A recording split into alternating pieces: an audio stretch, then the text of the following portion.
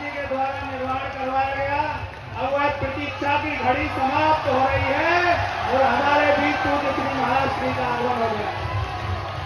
श्री नृसिंह भगवान की, श्री सुमन सरकार की, परम पूज्य बागेश्वर धाम महाराज की, श्रीमद् भागवत कथा महोत्सव की,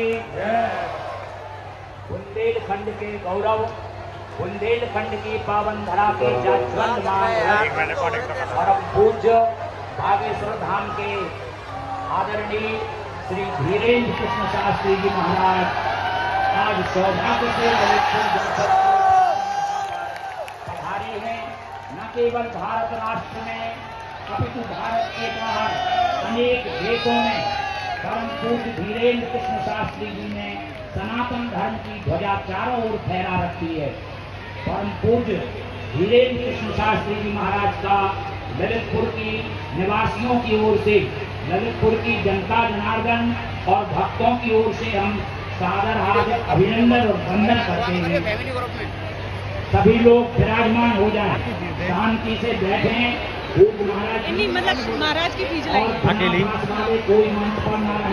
उनसे अनुरोध है कि जो अपेक्षित है मंच पर वही रहें ताकि कार्यक्रम विधिवत प्रारंभ हो सके। और कार्यक्रम प्रारंभ होने के साथ साथ आप जहाँ हैं वहीं बैठ करके श्री हनुमान जी महाराज के पावन चरणों की, जिनके ऊपर महती कृपा है, श्री हनुमान जी महाराज के पावन चरणों की कृपा से, जिन्होंने भारत राष्ट्र की, सनातन धर्म की, वैदिक संस्कृति की, हिंदू संस्कृति की ध्वजा पूरी दुनिया में फैला रखी है, ऐसे बागेश्वर धाम के परम पूज्य धीरेन्द्र कृष्ण शास्त्री जी महाराज आज सौभाग्य से यहाँ पधारे हैं और हम सबको उनका पावन दर्शन प्राप्त हो रहा है। भारत राष्ट्र में सदियों से, युगों से महापुरुषों का जन्म होता रहा है। बुंदेलखंड की जो पावन धरा विद्वत प्रसूता है, वीरप प्रसूता है, यहाँ एक से एक महापुरुषों का हमेशा से जन्म होता रहा है, जिन्होंने बुंदेलखंड की पावन धरा पर जन्म लेकर के पूरे भारत सहित विदेशों तक में बुंदेलखंड की पावन गौरवशाली धरा को विभूषित किया है। ऐसे परम पूज्य उसी कड़ी हम मंच पर जो विराजमान हैं उनसे अनुरोध करेंगे कि जो अर्पित किए गए हैं वही रहें, शेष लोग सब जाके साधु जी, साधु जी, अभी आवाज कम है। अगर आवाज कम रहेगी ना तो पूज्य श्री महाराज श्री फिर आपको आशीर्वाद देने में भी कमी रखेंगे। जितनी जोर की आवाज होगी ना, यह आवाज पूरे ब्रह्मांड में जाती है।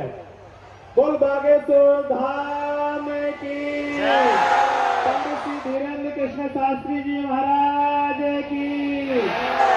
साधु जी, साधु जी, साधु जी, हम सब का प्रतीक्षा का जो समय था अब वह पूज्य महाराज श्री के आशीर्वाद से समाप्त हो रहा है और कुछ समय बाद आपको दर्शन होने के साथ साथ आशीर्वचन भी प्राप्त होगा। हमारे पूज्य श्री गंगादास जी महाराज के सानिध्य में साकेतवासी महामंडलेश्वर श्री बालकृष्ण राज जी महाराज के साकेत गमन महोत्सव के उपलक्ष्य में श्रीमद् भागवत कथा का दिव्य और भव्य आयोजन किया जा रहा है, जिसमें हमारे पूज्य श्री बागेश्वर महाराज सरकार पधारे हैं।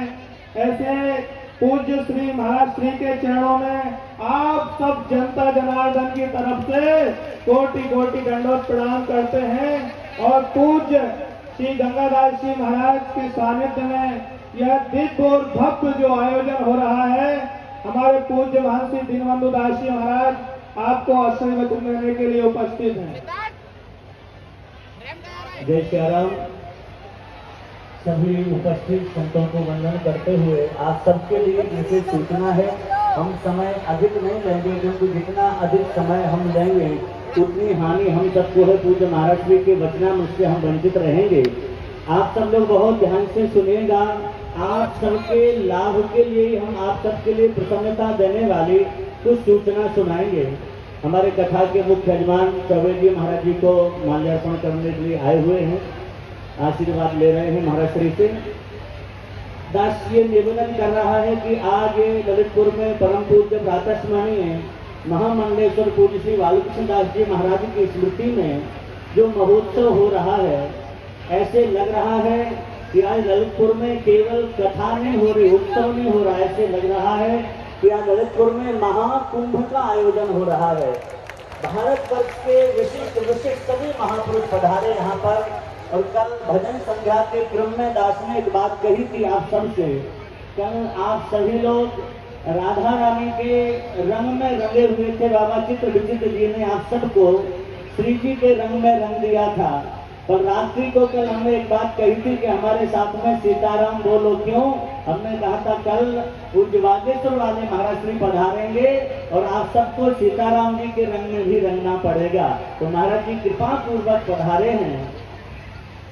इस सब के मूल में जो है हम आपसे निवेदन करें, पूज्य महाराज जी की कृपा करना तो है ही है। पूज्य गुरुदेव के प्रति पूज्य वागेश्वर महाराज जी का जो सद्भाव है, उनका जो प्रेम है महाराज जी के प्रति, आप सब जानते हैं। और पूज्य गुरुदेव का महाराज जी के प्रति जो दुलार है, जो प्यार है, उससे भी आप भली प्रकार से परिचित हैं। आज हम देख रहे थे महाराज श्री अपने कक्ष में विश्राम नहीं किए। बहुत कहा पूज्य श्री गंगादास जी ने भी कि अपने कक्ष में विश्राम कर लें, लेकिन महाराज जी बोले नहीं, हम महाराज जी के चरणों में। तो महाराज जी के कक्ष में वहीं नीचे लेट करके आपने विश्राम किया।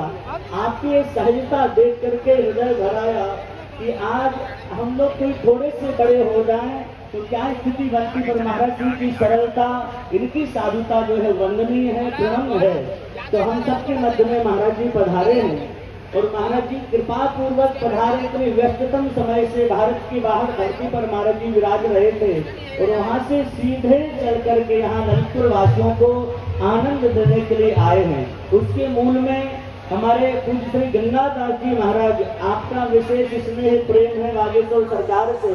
तो आपका विशेष आग्रह था कि महाराज जी आपको ललितपुर वासी जनता पर कृपा करनी ही पड़ेगी। महाराज जी पधारे।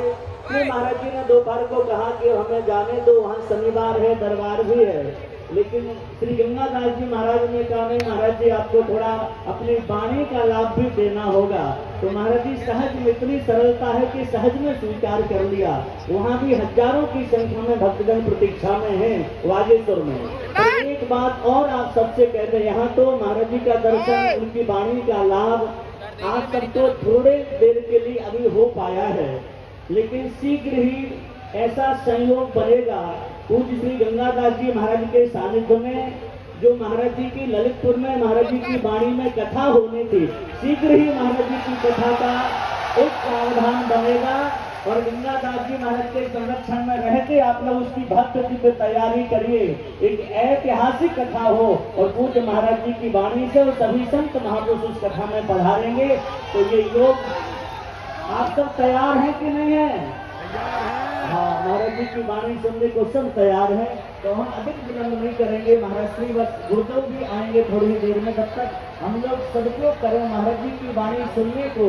आप दूर दूर से लालच हैं। महाराज जी की वाणी के रूप में हमें साक्षात हनुमान जी महाराज का आशीर्वाद प्राप्त होने वाला है। साक्षात हनुमान जी वागेश्वर सरकार पधारे, ये समझिए आप। और हनुमान जी की कैसी महिमा हमने कल भी कहा था कि हनुमान जी का चारों युग प्रताप तुम्हारा। तो कलयुग में तो विशेष रूप से हनुमान जी महाराज की कृपा, वही कृपा आप सबको यहाँ प्राप्त हो रही है। महाराज जी के चरणों में वंदन करते हुए प्रार्थना करेंगे, आप अपनी वाणी से हनुमान जी महाराज की कृपा हम सब पर बरसाएं, ऐसी प्रार्थना।